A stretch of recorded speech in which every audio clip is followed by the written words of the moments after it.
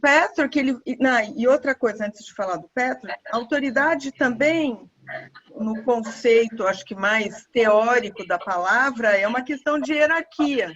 São os nossos avós, os nossos pais, né? Ou os nossos chefes, gestores, CEOs, quer dizer, né?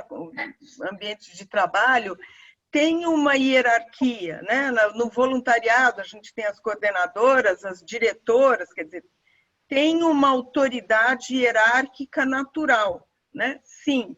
Mas o Patrick, além dessa autoridade hierárquica natural, né, também tem, talvez a que a gente tenha menos consciência, que é mais ou menos isso que a Beth falou, é a autoridade que a gente elege sem saber que elegeu e deu alguma referência para ela, ou deu algum poder para ela, né? E é um poder emocional. Entendem isso? É importante a gente entender que até pessoas abaixo de nós, vamos dizer, até filhos ou subordinados, também podem ser autoridades. Vocês vão dizer, mas que louco! Não é hierárquica, mas às vezes, por exemplo, se eu sou um gestor meio inseguro e eu tenho uma pessoa abaixo de mim que é criativa, que é cheia de ideias, eu meio que fico focada nela, entendeu? Meio que também contendo ela, né? Mas ela passa a ter um poder emocional sobre mim. E filhos também, de repente, se eu me vejo vulnerável, ou se eu tenho dificuldades com algum dos meus filhos, esse filho, por incrível que pareça, vai passar a ser uma autoridade. Ok? O que a Beth falou é no termos de admirar. Sim, você também referencia alguém lá fora que você acha importante. Mas o Patrick aqui vai trabalhar principalmente nesse conceito emocional que me desestrutura, né? Que é isso que a gente está estudando mais ou menos em todas as palestras, tá? Então, autoridade, né? Aquela pessoa, como eu falei, ou por hierarquia, né? Ou por emoção eu delego a ela um poder, sem saber isso que é quando a gente trata, você já tem visto, toda vez que a gente está no campo emocional, ele é mais inconsciente, ele é mais difícil da gente elaborar isso, tá? Então, vamos lá ver o que acontece, né? Nessa figurinha, né, como representa, vocês diante de uma autoridade, ou uma pessoa que tem poder, ou vocês têm dependência emocional dela, como que vocês se enxergam, né? Do lado esquerdo, essa pessoa que está mais tranquila, ela se sente mais relaxada diante de uma autoridade, ou você se sente meio tenso, meio defendido, meio pisando em ovos, sabe? Isso é para vocês começarem aí refletindo, tá? Como é normalmente para vocês?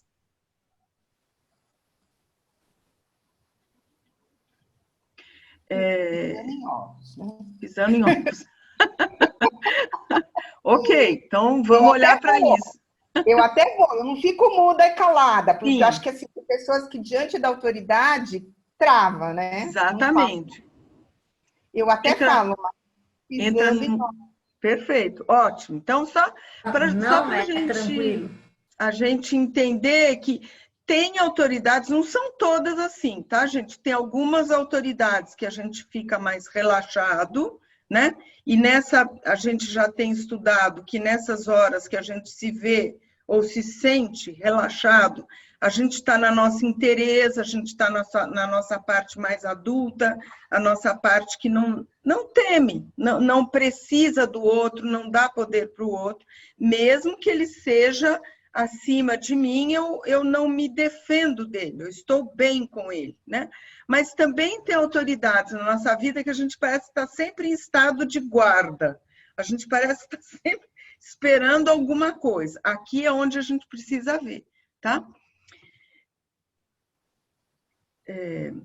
Então, e como a gente está falando agora, as autoridades elas podem ser distantes, isolada, egocêntrica, injusta, manipuladora, tirânica e hostil e desequilibrada, né? E às vezes é isso tudo numa pessoa só, por isso que a gente fica naquele estado em guarda, né? Super apreensivo, né? E às vezes ele é manipulador, parece que a gente se sente meio marionete na mão deles, né? Ou é uma pessoa extremamente agressiva, isso acontece também, tá? Ou ela é uma pessoa inclusiva, empática, incentivadora, equilibrada e justa, dentro do possível. Diante dessas autoridades, a gente se sente daquela forma relaxada. E daquela autoridade anterior, a gente se sente sempre defendido. E também não podemos esquecer, dependendo das crenças, das religiões, das filosofias, dos métodos que a pessoa segue, a última autoridade é Deus, tá? Então, eu quis pôr aqui porque, assim, até a minha relação com o divino, com Deus fora, ou no que eu acredito, também eu vou ter uma ideia de que se Deus é bom, ele é justo, ele é bondoso, ou eu vou ter uma ideia de que esse Deus ele é meio aleatório, ele é injusto, às vezes ele privilegia alguém do meu lado e eu sou uma pessoa que recebo só coisas ruins, enfim.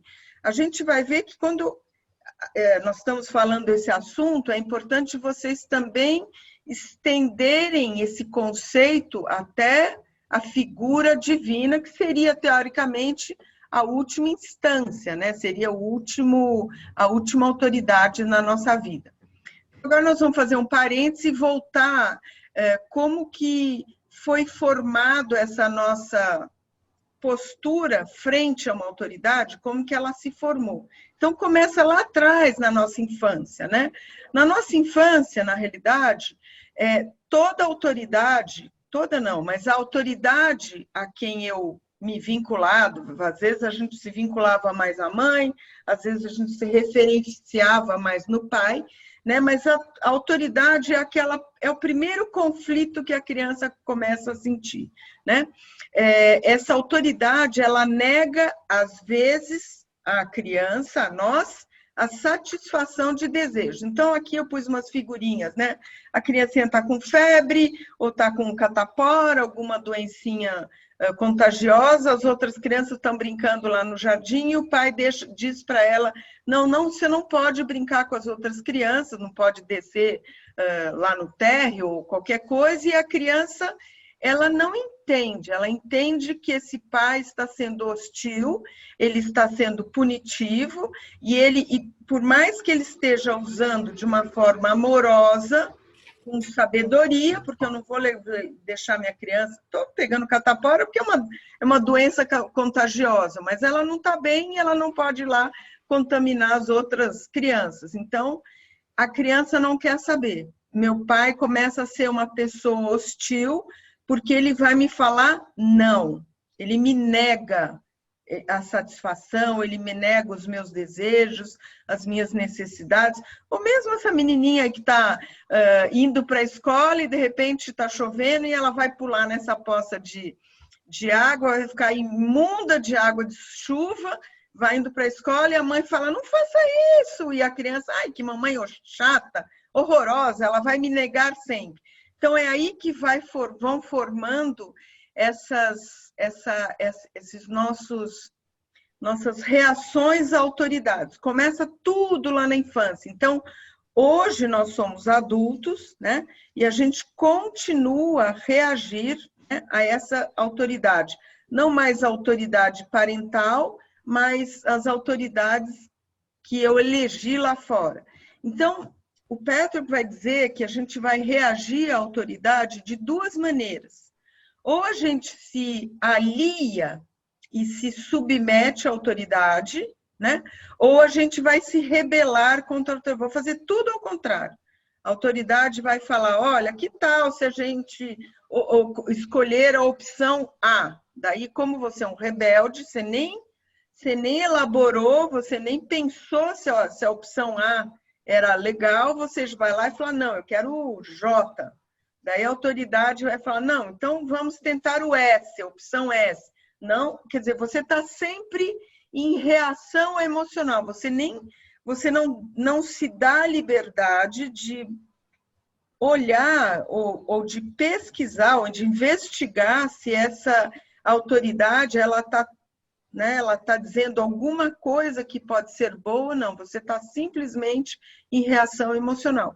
Isso, como a gente está vendo aqui, começa lá na infância, frente aos nossos pais, que nos negam, e a gente pode ou se rebelar, ou a gente pode se submeter, a gente segue as regras, né? Então, a pessoa que submete, geralmente ela tem o temperamento mais dócil. De novo, gente, não tem nem melhor nem pior. Não vão ficar agora, ainda bem que eu sou rebelde, que pelo menos eu extravaso, eu enfrento. Aqui no Petro, tanto faz se você se submete ou se você se rebela, tanto faz. São reações emocionais a alguém lá fora. Você não está na sua verdade. Isso que é importante a gente entender, que quando a gente reage através de um molde que foi formatado desde a minha infância, eu nunca estarei na minha verdade. Eu estarei reagindo a alguém lá fora, mas nunca diante da minha verdade. Então, a pessoa que se submete, ela vai sentir a autoridade como perigosa, ela tem esse temperamento mais tímido, mais recatado, mais dócil. Então, ela, por medo, né, por temor, ela se associa à autoridade, porque é a maneira dela se sentir segura, querida, né? Então, ela sempre vai dizer amém para a autoridade, nem que ela concorde, isso que é ruim, tá? Então, ela esconde a pessoa que se submete a uma autoridade. Isso que é interessante vocês começarem a perceber, porque, na realidade, a pessoa que se submete, na realidade, ela tem uma rebeldia, né? Às vezes, na frente da autoridade, ela fala amém, mas virando as costas, ela vai fazer exatamente o contrário. Ela não tem coragem de mostrar a opinião dela ou o que ela acha na frente da autoridade, mas ela vira as costas e ela sabota por trás. E a gente não reconhece isso. A pessoa que se submete, ela acredita que ela está de acordo com a autoridade, e ela não consegue enxergar essa rebeldia, o que ela faz tudo ao contrário, porque isso é inconsciente, tá? Então, como ela se submete, ela vai ter uma característica de ser aquele sedutor e bajulador. Ele vai estar sempre bajulando, sempre se submetendo, bajulando e tentando agradar a autoridade. De novo, percebam que a gente não está na nossa verdade, a gente está vivendo em função de alguém. E, de novo, a gente pode fazer isso com relação a filho, né? Mesmo que hierarquicamente ele seja abaixo de nós, mas de repente a gente tem medo do filho e se submete a ele, e aceita tudo que ele... A gente vê isso hoje em crianças totoquinhas desse tamanho, e os pais já vivem em função desses bebês, dessas crianças tão pequenas, mas os pais têm medo dessas crianças. Então, eles vão se submetendo. Isso já vai marcando o caráter e a estratégia que a pessoa vai usar na vida inteira, o resto da vida, né?